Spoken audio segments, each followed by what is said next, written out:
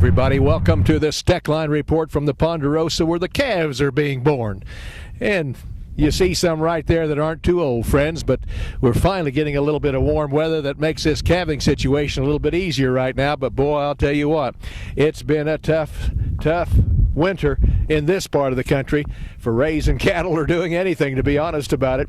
We're going to come back and talk a little bit about a very important project that we need your help on. Stand by. I first got started in the cattle business. My wife and my father-in-law got me into it.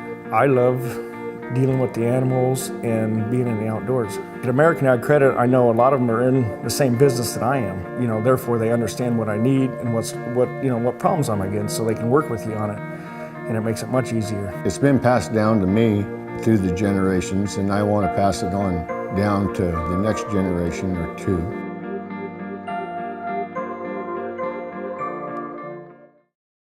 For over 8 decades, America's farmers have counted on the little red tractor from Case IH, the Farmall, to help them make short work of their demanding chores. Well, Straub International can show you they aren't just for farms anymore. With horse ranging from 30 to 140, plus an army of attachments, a Farmall can tackle every chore on your to-do list, from hauling and mowing to loading and towing, and then some. Visit Straub International, your Case IH dealer at any of our 7 locations, to find a Farmall that's right for you. Well, folks, we've got a big proposal by the EPA and the Army Corps of Engineers. They want to clean up the water in this country, and they are going to cause havoc if they get their way. In fact, we understand that the federal authority over waters of the United States is being proposed to expand to include things like water holes in this pasture. That's right. Or if the pasture's too wet and we try to move these cattle, we'd have to have a permit. It is so ridiculous. I just talked to congressmen and senators back in Washington on that issue. Pat Roberts says he needs help.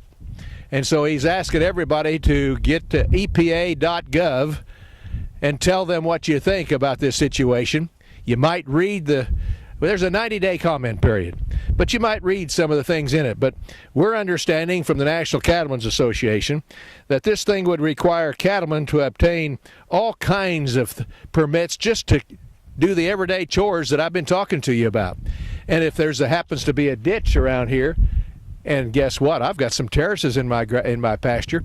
I suppose those would qualify for EPA issues, and I'd have to get a permit to have the cattle walk over it. That's how asinine this thing is. So, friends, a very important thing that what we're hearing, what they're trying to get done is that almost all activities on open land will now touch a water of the United States. That's what a definition. Under the expanded definition that these people want at EPA and at the Army Corps of Engineers. Doesn't make sense. Folks, it has happened before. They've done this to us before. But if they got enough comments that make sense, and that's where you come in, I think we can get this whipped down. EPA.gov. Get on there, read that stupid thing, and then write them a note and tell them how silly it is and what it would cause you for headaches out here and not accomplish anything for clean water. Feedlots especially would have a tremendous problem with this, but quite honestly, it would boil down to about everybody. As far as the cattle situation is concerned, let me talk about that a little bit. The prices, if anybody's unhappy about the cattle price, they should get out of the business because, friends, if you can't make money at this deal, you are in the wrong business. And we're talking about those old calves out there, their mamas. Whatever you have to sell right now, it is a fantastic price. But the only governing factor is how much the consumer will spend at the grocery store. And so far, they haven't backed up very much, it doesn't look like to me. How much higher will it go is anybody's guess.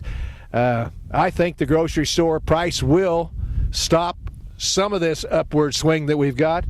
But, friends, it's going to be a year or two at least before we have any major problems with prices with livestock because of numbers.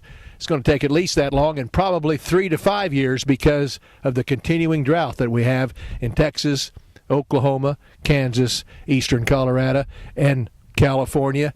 Even Florida's got some problems where a bunch of cows and calves are. So, good news for anybody that's got some of those. They have a little special look in their eye, don't they, folks? See you next time around.